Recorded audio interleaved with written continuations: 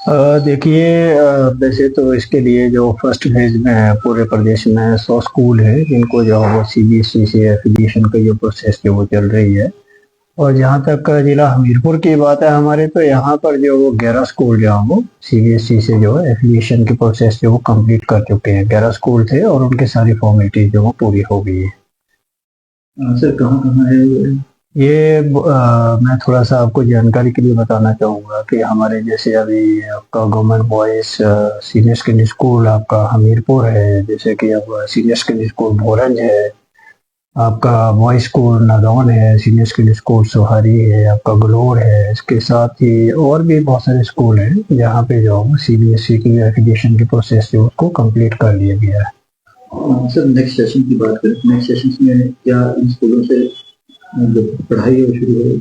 हाँ बिल्कुल, कोशिश पूरी है। शिक्षा विभाग जो इसके ऊपर जो बराबर जो है वो काम कर रहा है और अगले सेशन से जो है वो सीबीएसई के पैटर्न के ऊपर इन स्कूल्स में जो पढ़ाई शुरू होने वाली है और सभी बच्चों को बहुत इसका फायदा जो मिलने वाला है। और मेरा भी ऐसा मानना है कि जहाँ तक जो क्वालिटी एजुकेशन की बात है वो काफ़ी ज़्यादा उसमें सुधार होगा और इसके लिए जो पूरी कसरत जो वो की जा रही है, बच्चे इससे काफ़ी लाभान्वित होंगे और आसपास के जो परिवार है वो भी जो हो मेरे ख्याल से इस काम से जो बहुत ज़्यादा खुश है। सर एंटी टबैको की बात करें तो लगातार प्रदेश में जो है ये मिशन के तौर पर चला जा रहा है। शिक्षा विभाग की बात करें तो शिक्षा विभाग किस तरीके से इसमें डाल?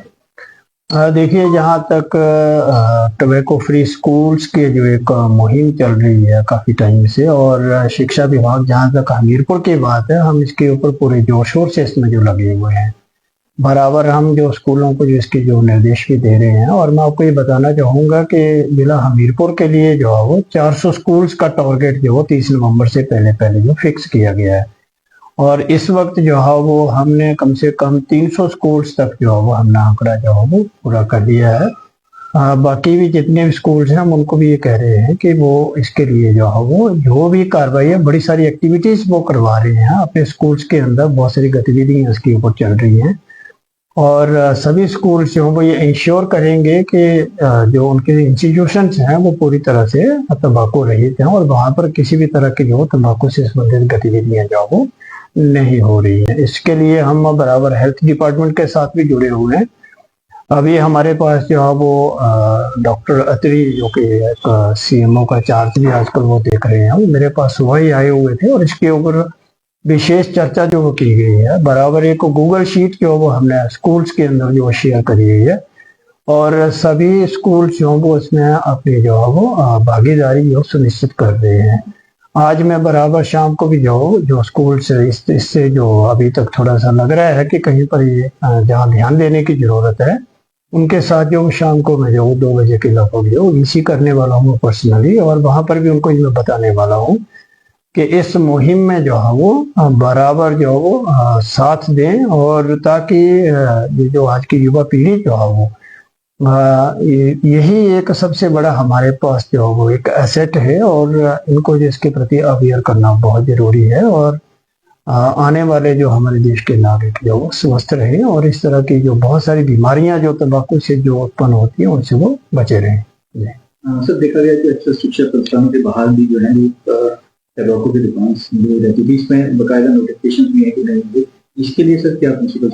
देखिए, उसमें बड़ी क्लियर कट डायरेक्शन है, दिशा निर्देश है कि कहीं पर भी स्कूल जो हो वो उसके 100 गज के या 100 मीटर के दायरे में कहीं पर भी अगर कोई इस तरह की कोई गतिविधियां में कोई व्यक्ति जो है वो उसमें संलिप्त पाया जाता है या कोई बीड़ी सिगरेट या तंबाकू से रिलेटेड कोई चीजें वहां पे अगर वो बेच रहा है, तो वहाँ पे इस तरह की गतिविधियों को जो है वो बंद करवाने के लिए वो वहाँ के जो प्रधानाचार्य हैं, मुख्याध्यापक हैं या फिर प्राइमरी स्कूल्स के जो हेड टीचर सीएसटी हैं, वो इसको बराबर सुनिश्चित करेंगे इसको कि इस तरह का कोई भी काम वहाँ पर नहीं हो रहा हो। यहाँ तक कि इसमें जो वो कोटपा के तहत जो वो स्कूल्स के मुखिया हैं उनको भी इसमें जो वो विशेषाधिकार दिया गया है कि वो अपने लेवल पर भी ऐसे किसी व्यक्ति का जो वो चालान कर सकते हैं। तो हम बराबर जो है ये कोशिश कर रहे हैं कि किसी भी तरह की इस तरह की कोई जो गतिविधि वहां पे जो हो ना हो रही हो। जी सर कॉम्प्लेक्स स्कूल की बात की जा रही है लगातार। शिक्षा विभाग औचक निरीक्षण भी कर रहा है, हमीरपुर जिला में किस तरीके से चल रहा है? देखिए, आपने बहुत ही अच्छा सवाल पूछा है और इसमें हमारे जो वर्किंग सेक्रेटरी जो हमारे कंवर साहब हैं, डायरेक्टर साहब हैं, हमारे कोहली जी हैं आदरणीय, वो भी इसमें बराबर जो है वो पर्सनली अटेंशन वो दे रहे हैं। और पीछे हम हाल ही में जो शिमला जब हमारी मीटिंग हुई है तो वहाँ पर भी उन्होंने हमें जो है वो खास करके दिशा निर्देश दिए हैं कि आप अपने अपने जिला के अंदर जो है ये सुनिश्चित करें कि ये जो कॉम्प्लेक्स स्कूल की कंसेप्ट है इसको पूरी तरह से जो धरातल के ऊपर उतारा जाए। और मैं आपको ये बताना चाहूँगा कि मैं भी खुद जो है वो जहाँ पर भी +2 स्कूल्स हैं या बाकी और किसी भी तरह के हैं तो मैं वहाँ पे मैं जा रहा हूँ, खुद भी जा रहा हूँ वहाँ पे। और मैं वहाँ पे जो क्लस्टर हेड्स हैं, प्रिंसिपल्स हैं या फिर वहाँ के आसपास के जो प्राइमरी स्कूल्स हैं जो उनके साथ जुड़े हुए हैं, मैं उनसे भी बराबर फीडबैक ले रहा हूँ। और अभी मैं 22 तारीख को भी मैं अभी आपको बताना चाहूँगा कि मैंने अभी मैड स्कूल का वहाँ पे दौरा किया है। ओखली स्कूल वहाँ पे मिडिल स्कूल है, वहाँ पर भी मैं गया हुआ था। प्राइमरी स्कूल है उसको भी मैंने देखा और मैंने वहाँ पे जो मैड स्कूल के जो प्रधानाचार्य हैं वहाँ से मेरी इसके ऊपर बात हुई और मैंने उनसे जानना चाहा कि आपको किसी भी तरह की कोई ये जो कॉम्प्लेक्स स्कूल के कंसेप्ट है इसको जो है वो किसी तरह से करने में कोई दिक्कत तो जो नहीं आ रही है। तो मुझे ये बताया गया कि किसी भी तरह की कोई भी शिकायत नहीं है और बड़ा ही स्मूथली ये काम चल रहा है। सभी लोग जो मिलजुल करके इस काम को कर रहे हैं और बहुत ज़्यादा खुश हैं सभी लोग कि इस एक परिवार की तरह जो 5-7 स्कूल जब वो जुड़ जाते हैं तो उनको एक दूसरे की जहाँ भी जरूरत पड़ती है हेल्प की तो वो एक दूसरे की मदद कर रहे हैं। ये हाँ सर, थोड़ा सा एलबोरेट करें, मेरी क्या गतिविधियां रहेंगी कॉम्प्लेक्स स्कूल्स जब जुड़ेंगे? जी, जहाँ तक कॉम्प्लेक्स स्कूल की बात है, ये जो क्लस्टर हेड्स होंगे इनको स्पेशली ये हमने यहाँ से भी ये दिशा निर्देश दिए हुए हैं कि आप अपने आसपास के जो भी स्कूल हैं उनको आप देखिए। आप वो कॉम्प्लेक्स स्कूल का मतलब है कि वो जैसे आप प्राइमरी स्कूल से उनके साथ जुड़े हुए हैं या हाई स्कूल से उनके अंडर जो पढ़ रहे हैं या फिर कोई मिडिल स्कूल है वहाँ पर वो एक एज ए सिंगल यूनिट उसको जो है वो देखा जाएगा।